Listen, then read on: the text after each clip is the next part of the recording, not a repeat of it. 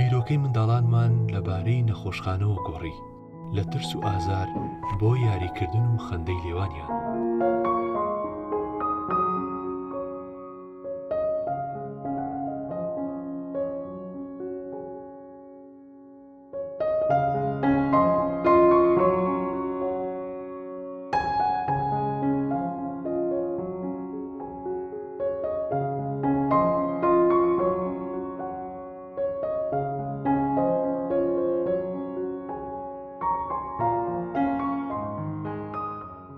ئێمە گرنگیماندا بە ئاسوودەیی هاوڵانی نەخۆش لە چاوەڕوانی چاکبوونەوەی نەخۆشەکانیان و ئازیزانیاندا.